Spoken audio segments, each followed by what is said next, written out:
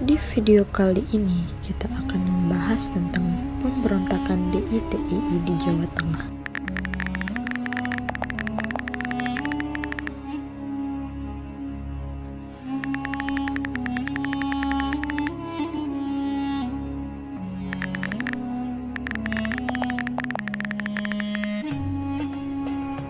Pemberontakan Darul Islam atau Tentara Islam Indonesia terhadap pemerintahan Indonesia di Jawa Tengah pernah terjadi pada tanggal 23 Agustus 1948. Amir Fattah, Komandan Laskar Hizbullah Telangan Sidoarjo dan Mojokerto, saat itu disebut-sebut sebagai dalangnya. Perjanjian Linggarjati yang dilakukan pihak Indonesia dengan Belanda pasca kemerdekaan menimbulkan banyak pertentangan dari beberapa tokoh Islam seperti Kartosuryo, Amir Fattah, dan para pengikutnya.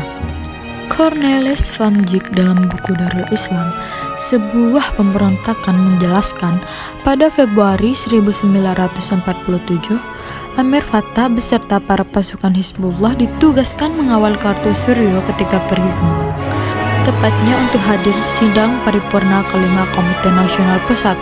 Menurut ide anak agung dalam Renville, pada 17 Januari 1948 dilakukan penandatanganan terkait perjanjian Renville di sebuah kapal yang bernama USS Renville.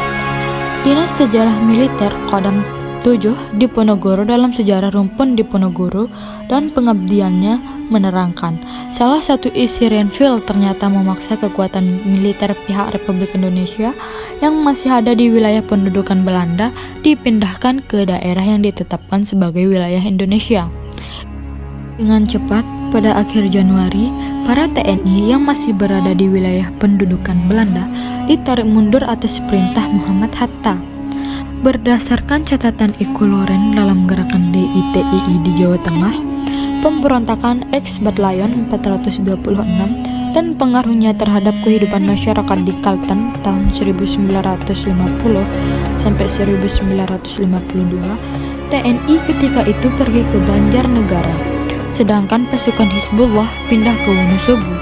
Akan tetapi, terdapat juga beberapa kubu yang merasa tidak setuju dengan perjanjian Renville. Hal ini mengakibatkan munculnya percikan-percikan aksi di beberapa daerah Jawa Tengah seperti Tegal sampai Brebes dan Pemalang.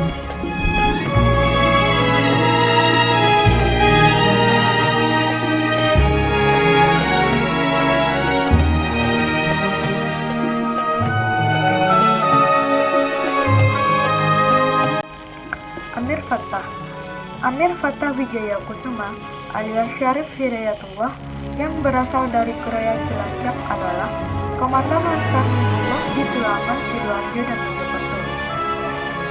Amir Fattah merupakan tokoh yang membidangi lahirnya DITII di Jawa Tengah.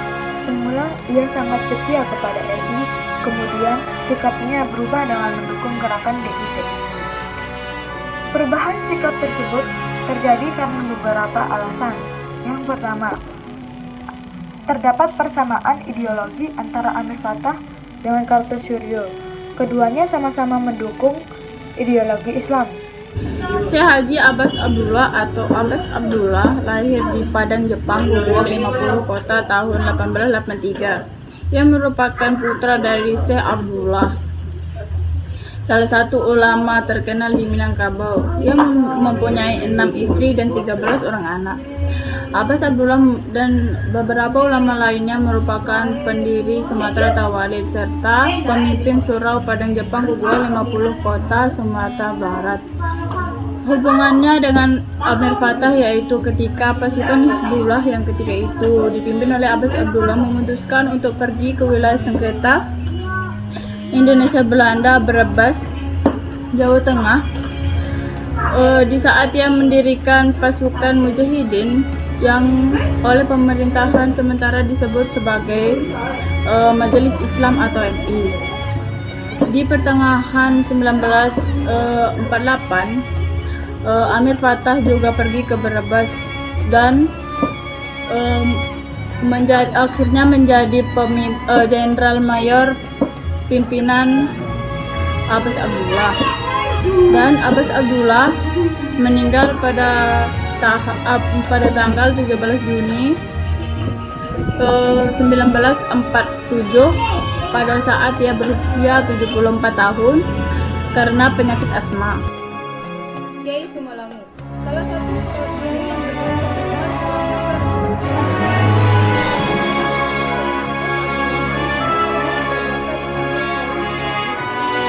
Kiai ini berada di barisan Kiai Laskar Laskar.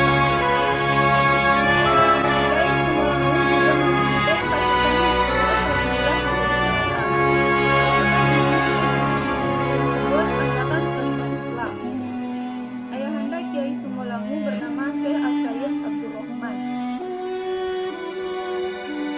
Kiai Sumolangu lahir di kompleks pesantren Al-Kahfi pada tanggal 9 November 1901. Beliau memiliki 3 saudara dan 6 saudara seayah lain ibu. Pada usia 7 tahun, Kiai Mahfuz Sumolangu sudah menghafal Al-Quran. Pada usia 16 tahun, Kiai Mahfuz Sumolangu meminta izin kepada ayahnya untuk mondok di pondok pesantren Tremas Pacitan. Setelah belajar di pondok pesantren Tremas Pacitan, Kiai Mahfuz Sumolangu melanjutkan belajarnya di pesantren Jermasen Solo dan pesantren Darussalam. Kiai Mahfuz Sumolangu merupakan ulama yang inovatif dan inspiratif terhadap para santri. Kiai Mahfuz menggerakkan santri di bidang perekonomian dan pertanian.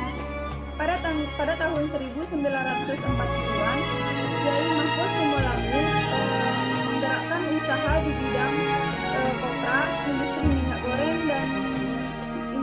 goreng dan pementalan benang. Satibi Mukni menduduki jabatan Kepala Staf Divisi dalam struktur organisasi 4 Syarif Hidayat yang baru terbentuk. Posisinya di bawah Satibi Mukni yang dahulu merupakan anak buahnya. Dalam kesatuan tersebut, Amir Fattah hanya menjabat sebagai komandan brigadir. Akhir dari pemberontakan. Letnan Kolonel Ahmad Yani mulai ambil sikap terhadap pemberontakan DITII Jawa Tengah. Ia mengirim pasukan Banteng Rider yang berhasil melemahkan kekuatan tentara Amir Fattah hingga lari tunggang langgang ke Jawa Barat. Di desa Ciawi, Tasikmalaya, peperangan antara Amir Fattah beserta pasukannya dengan TNI terjadi. Kejadian ini berlangsung pada pertengahan Desember dan ketika itu beberapa pasukan mujahidin berhasil dikalahkan. Ternyata Panglima Perang Hizbullah ini berhasil lolos dari tangkapan TNI.